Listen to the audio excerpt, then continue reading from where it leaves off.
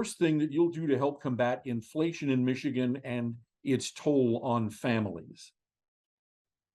One of the first things we can do is with the gas tax here in the state of Michigan, be able to give a break on that tax. I think that's one of the main things that's affecting every single person is what we're doing at the pump, the hardship caused on Michigan families. That can be the first thing that we do. On top of that, encourage more drilling of Michigan-based oil, which will be a process to get that product through line 5 and then ultimately to the pump. Mhm. Okay. What is your plan to improve Michigan's economy and the attendant outmigration the census tells us is happening? One of the main things that is troubling our economy is energy cost. And we just talked about that momentarily. And now we see rolling blackouts are coming across Michigan. We see shutting down of the nuclear power plants. And 2025 is when Consumers Energy wants to have all of their coal power plants shut down. We need to develop a robust nuclear energy program, first and foremost, to be able to provide the electricity to the businesses and to the homes in abundant, inexpensive way. Now, when we look at tax structure, I think we look at small and medium-sized businesses is really the backbone of our economy. The corporate welfare, where we're paying these hundreds of millions of dollars to these big employers to come in here and create jobs, that's not necessarily long-term sustainable if these companies decide to move or go somewhere else. All of those jobs are lost. And we see now Ford they're just announcing more layoffs as well. And so I think eliminating or at least lowering the corporate income tax is going to give incentive for businesses to want to move here. Reducing regulations across the board is extremely important. Licensing and regulatory affairs has continued to add more regulations to industries and businesses. We see this racial bias training is a requirement to renew or get licenses here in the state of Michigan. A lot of these things are driving people out of the state, higher tax structure all the way around. And then in terrible infrastructure as well is not a big incentive for people to come to our state.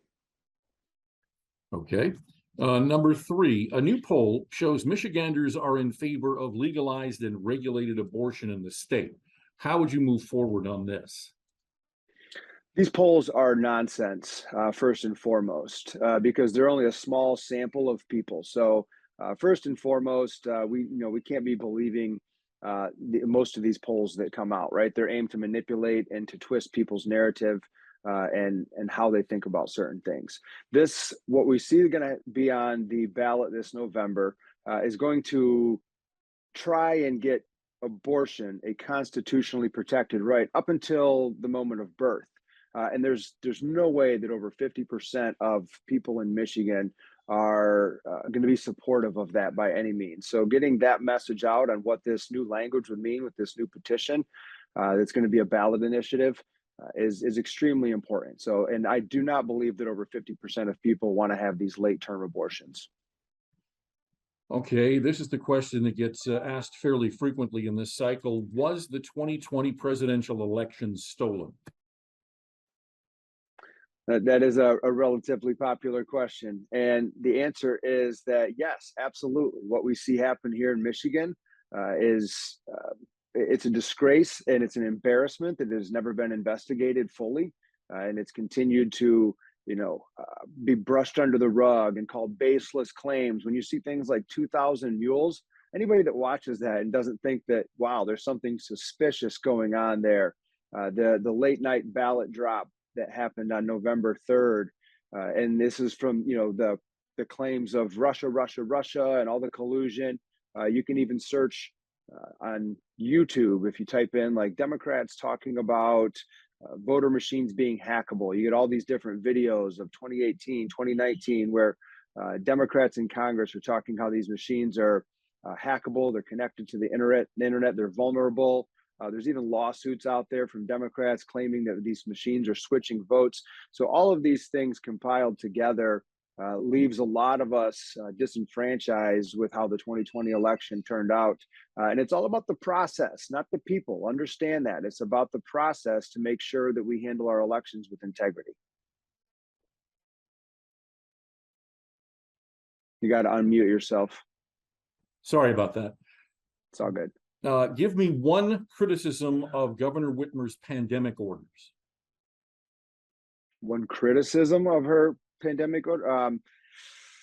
Wow, there's a big long list there. I suppose we can start off by the fact that she violated the Constitution multiple times with many of her orders. Executive Order 2020-50. It put COVID-19 positive patients into nursing homes, so that's another huge one there. So there's two examples. I could go on, but I want to keep the interview to a short period of time. Do you want to get specific in terms of what of her handling of the pandemic and what your view of it was? I guess, can you clarify? Well, I mean, I'm allowing you to give you the room to elaborate on what your thoughts are. The question is like a criticism of the Whitmer pandemic orders. What is your overall thought process in terms of what she did and what you think she shouldn't have done or did well?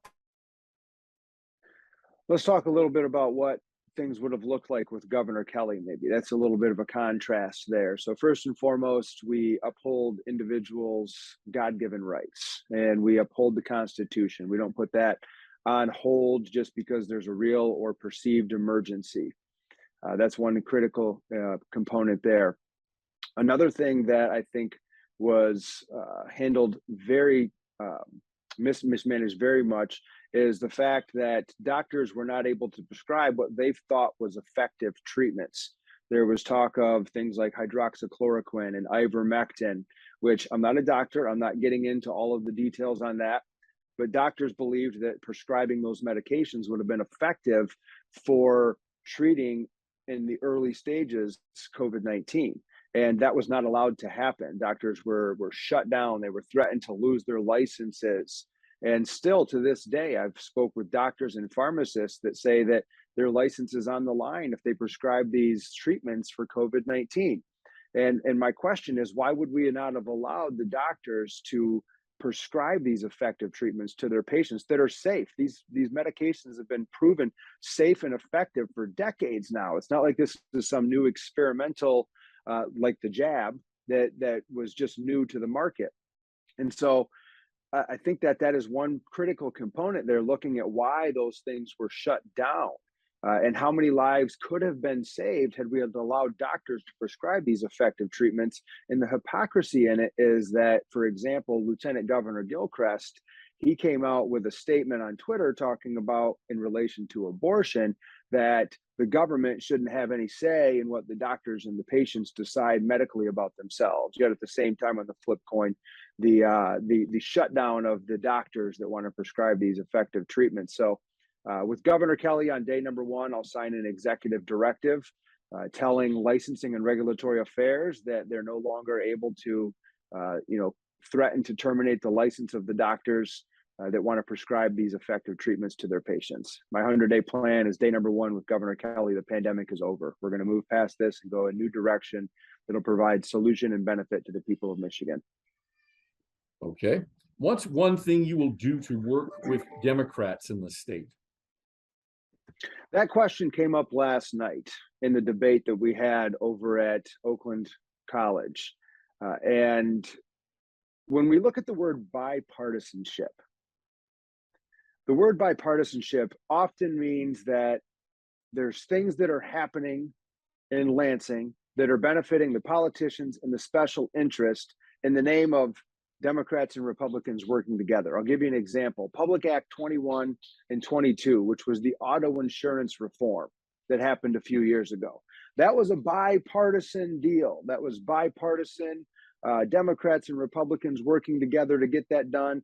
And what did we end up with? We ended up with the 18,000 roundabout people that are receiving the full medical coverage that were catastrophically injured in auto accidents to receive 45% less care. The companies that were taking care of them, their fee schedule changed, and they did not get the amount of money that they had previously been getting to care for these that were catastrophically injured. On top of that, that bipartisan deal was meant to bring down auto insurance rates, and we're not seeing that relief on our bills when it comes to auto insurance. And so that was a deal that was good for the insurance companies. I don't know what politicians specifically it was good for, but that was a good deal for the insurance companies, and it ended up screwing over the people. So when you ask the question, how will I effectively work with Democrats, or really anybody, because a lot of times it's Republicans that are up to this same nonsense that's not doing the good things for the people.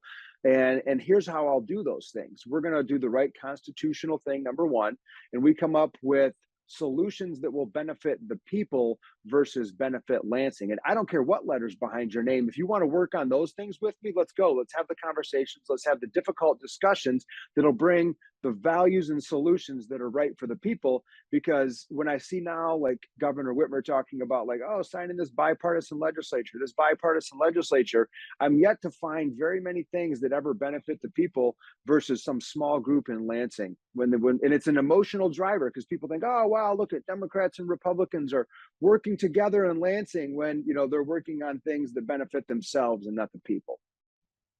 Okay. Where should the COVID relief money go? Great question. There's a couple of spots I think that money could go to, and one of those spots would be infrastructure. And let's talk about the two types of infrastructure where that money could go. We know that roads and bridges here in Michigan need a lot of work, but also our water infrastructure as well. When we look at things that happened like in Flint, Michigan, or what happened down in Benton Harbor, and where's going to be the next location around the state that either has lead or some other, PFAS contamination, something in that aspect. So my administration, what I want to see happen within that first year is all of the municipal water supplies, all the cities and townships that have some sort of public water system, to be able to provide to my administration the age of their infrastructure in regards to the piping, the type of material used, the water production facility, or the water, the water, the word's slipping me, the water supply. Filtration, there we go, thanks, Rod. The water filtration system, and then the water quality report from it'll be 2022. That way we can identify where the high levels of lead are at, any other contaminants, the age of the infrastructure, and start to prioritize what needs to be repaired from this is at a critical level or coming close to it, to, hey, this water infrastructure is going to be good for several decades, and we can prioritize those things. Maybe some of those COVID dollars can catch those early indicators of some systems that are going to be failing in the near future or having contaminants in the water, and be able to get a head start on all of those things. I see that there was a lot of money that was spent from the current governor on, I believe it was 11 different cities, where she spent, some hundreds of thousands, some millions of dollars for their water systems. And I read all of those water quality reports for every single one of those cities. Not a single one had any lead issues. So I'm thinking, why are we allocating these funds to these areas when we have other trouble areas? So those are probably two areas that would be good for some of those COVID dollars. Okay, what is your position on the gun safety storage bills brought by the state Democrats and blocked by Republicans? Yeah, good to be blocked by the Republicans, because, the thing at the end of the day is criminals don't follow laws. We talk about more gun restrictions, and that never addresses the issue, because the more things that, that we make illegal and restrict, legal gun owners, the criminals don't follow follow the laws. And that's the thing where we ask the question, what laws can be passed that criminals will follow? And the answer is none. All right. Let's see here. Why is your leadership style better than Governor Whitmer's? Respects the people, number one, and respects our Constitution. And number two is that we've seen a lot of manipulation come from Governor Whitmer. For example, I'll give you something that we all can relate to, and that is in 2018, when Whitmer was on stage with Bill Schuette, Bill Schuette called her out, saying that in order for her to fix the roads, she wants to increase the gas tax by 20 cents. And she denied it. No, no, no, no, no, no. That's not true. Not true. We're not going to raise any money. We're not going to raise any taxes. The first thing that she did when she got into office, if you remember, is that she pushed for a 45-cent per gallon gas tax increase. So, there's a lot of manipulation that comes from Whitmer, a lot of things that she's done that she's lied about. And, we see now she's not the same person she was in 2020. All the actions that she was taking, the things that she was doing, it's kind of like flipped totally. And now she's trying to play the nice lady, and she's trying to play the I'm looking out for the people, and the $500 rebate checks, the MCCA fund where she quote unquote gave $400 back to everybody. That was relation to the Public Act 21 and 22 with that MCCA fund, excess money. And so, it's a difference in manipulation of the voters, which is what she does, and actually looking for solutions for our state and being straight up with the people. And I think that's one of the biggest differences that we see with these career politicians versus just an everyday American family man like myself that's sick of the direction that our country is going, and then just straight talks with the solutions that we need, bringing common sense. All right. According to our most recent Local 4 Detroit News poll, you and your Republican challengers have an uphill battle in the gubernatorial race. Your biggest battle might be your name recognition. So what are you going to do to get voters to know you and your positions on the issues that matter most? It's a good question. If we look at that recent poll, out of all of the candidates, I believe I'm correct that I had the highest name ID of all of the candidates, which is a positive thing. And, I think when we look at the next 3 months, after the primary happens, we look at the next 3 months, you're right. We have to make sure that we get name ID along with policy, along with an understanding of what people are voting on this time around. And there's going to be a lot of media coverage on this. And just like I went from barely any name ID at the beginning of this gubernatorial race, I had not previously been in politics or a celebrity or anything like that where people would know me. I put in a lot of hard work to actually go out and meet with people, travel around our state, connect with individuals, be authentic in my messaging, be authentic in wanting to know where people are coming from and provide those solutions to our state. We're going to continue to do those things, Rod. We're going to continue to resonate and connect with the people. And word travels fast. This is going to be a very big election because people are fed up with Whitmer and the destruction that she's had of our state. So I think it's going to be an uphill battle always. This is not a one-time thing. It's always going to be an uphill battle. But that's the challenge that we face to protect freedom. That's the challenges that we face to protect America and our Constitution. And so it's going to involve a lot of hard work, a lot of strategy. And a lot of things that might be controversial because we have the pro-life, versus pro-choice. The abortion issue going to be on the ballot this time around. So there's going to be a lot of room for conversations that people are going to want to understand the different policy points and what the vision of the future looks like for the state and for their personal lives when they elect a new governor. Okay, a couple of quick extra questions just to gauge thought here. Do you think civility in politics is a lost cause?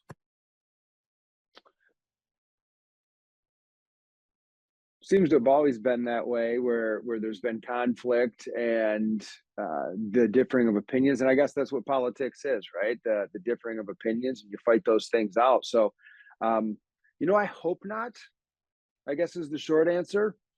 If there's a way for us to state our positions and be able to make our points without being uncivil, I would hope so. But I mean, historically, it's always been conflict and debating back and forth and not being civil in a lot of ways. And part of the challenge that we see nowadays is the social media, the silencing of any of the political opposition, disinformation, whatever you want to classify it as, is not allowing that voice at the table. At the same time, that same group pushes for diversity, equity, and inclusion. You know, Rod, I was kicked off Airbnb. That's right. Airbnb silenced me. They took my account. They just what they say. They terminated my account, and I have no chances of accessing it. And I'm thinking to myself, Airbnb. And so this is the world that we live in. That if you know whether it's a woke corporation or whether it's one of these social media platforms. So you know how much civility can there be if we're not allowing another point of view to happen? Regardless, you know, the First Amendment allows you to state your opinion, whether or not it's true or not. You know, I can say the sky's purple. Well, that's, you know, I get a chance to say that the sky's purple if I want to. It's wrong, and we can all point and say, hey, that guy's wrong. The sky's blue, or you know, the sky's white when there's clouds, or whatever it is. But if I'm not hurting someone else with my speech, I should be able to make my case. So, kind of a long answer to your question there, but there you go. No, good answer. Now, positions on ballot proposals, the two that we're looking at here. The first one is term limits, and then the emergency powers repeal. What are your thoughts on those? So the term limits one, that's going to increase the amount of time you can be fully in one chamber, right? I forget the exact years on it, but I'm against that. I think it should stay the way that it is. And the other one you said, I'm sorry, which one was that? The emergency powers repeal.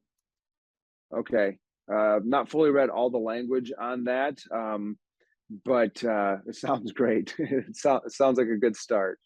Well, yeah, I think the Republican legislature, I believe, already did it. But that, yeah, the whole idea of how long the emergency powers should last. Oh, yeah. So the 1945 law, that whole piece. Oh, yeah. That, yeah, I support that. Absolutely. I mean, that's a ridiculous law. I mean, that's authoritarianism by one single person for an indefinite amount of time for a real or perceived emergency. For a governor to say, hey, we have this emergency, now I'm going to control your life till I say it's over with. Absolutely not. That's not how it operates here in America. And so that's going to be on the ballot. I don't know that I saw that.